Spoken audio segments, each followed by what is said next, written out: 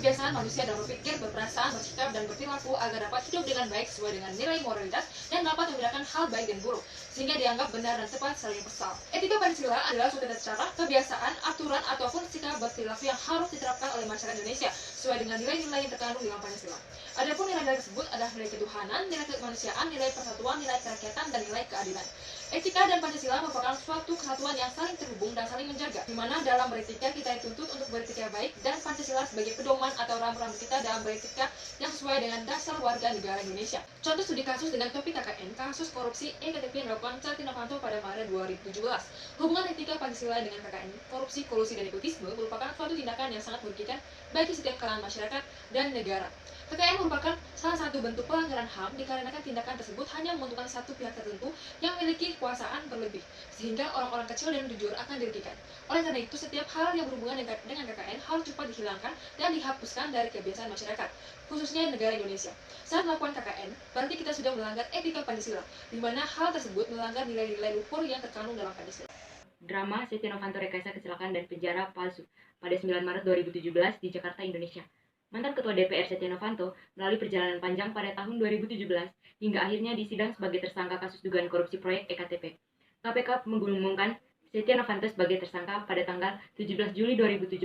Ia diduga mengatur agar anggaran proyek EKTP senilai 5,9 triliun disetujui oleh anggota DPR.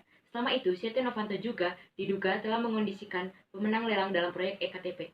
Bersama Andi Agustinus, Setia Novanto diduga ikut menyebabkan kerugian negara 2,3 triliun. Sebelum mendekam di penjara, Setia Novanto alias Setnov melakukan banyak drama agar terhindar dari panggilan KPK. Drama yang dilakukan oleh Setnov yaitu melakukan rekayasa kecelakaan yang sempat viral di jagat raya.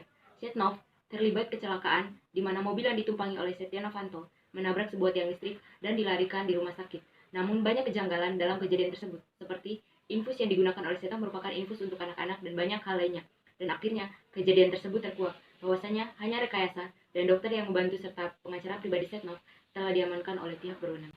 Pada kasus Setia Novanto kali ini terjadi indikasi yakni kolusi. Kenapa kolusi? Karena pada saat terjadi pemanggilan oleh KPK, pihak Setia Novanto melakukan rekayasa kecelakaan dan berpura-pura sakit.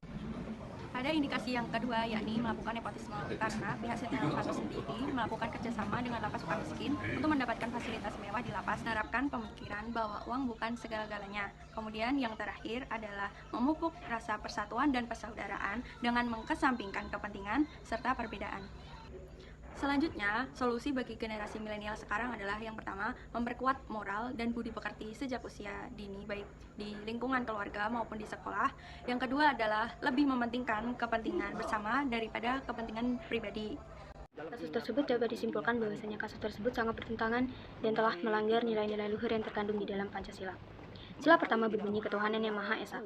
Dia melakukan tindakan korupsi dan melakukan rekayasa, kecelakaan, dan kamar sel palsu berarti telah melakukan kebohongan dan telah membohongi Tuhan.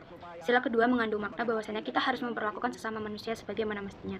Melakukan tindakan yang benar, bermartabat, serta adil terhadap sesama manusia. Sila ketiga berbunyi persatuan Indonesia.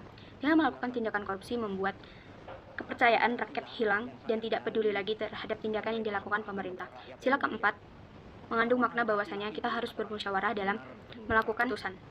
Namun dengan tindakan korupsi, itu berarti Setnov telah membuat keputusan sendiri untuk kepentingan diri sendiri. Sila kelima, keadilan sosial bagi seluruh rakyat Indonesia.